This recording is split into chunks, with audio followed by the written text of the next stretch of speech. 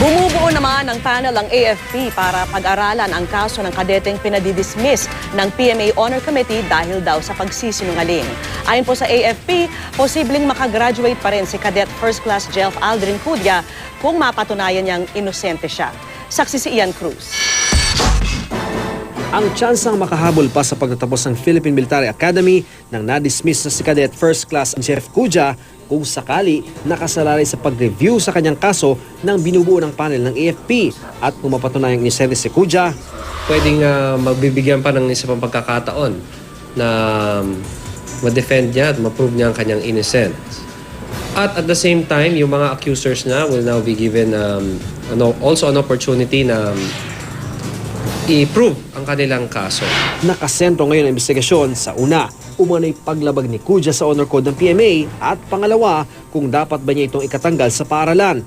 Base sa honor code ng PMA, ang mga kadete nito ay hindi nagsisinungaling, nandaraya, nagnanakaw o nangungonsinti ng mga gumagawa nito. Pero ayon sa PMA, lumabas na iba ang dinahilan ni Cudya nang malate siya sa isang klase noong November 2013. Sabi raw niya, late na dismiss ang sinundan nitong klase. Pero ang sabi ng tatlong kasabay niyang na late, nagpaiwan sila sa naunang klase para makausap ang kanilang guro. Sa botong 9-0, dinismiss si Cudya ng Honor Committee na binubuo rin ng mga kadete. Hindi po totoo ang pagkakalate niya ng 2 minutes. Ang sole or siyang pasihan ng pagkakatanggal niya sa Cadet Corps Armed Forces of the Philippines. Kung bakit natanggal si Cadet Cudya, ay siya ay napatunayang nag-violate ng kanyang honor code na sinumpaan.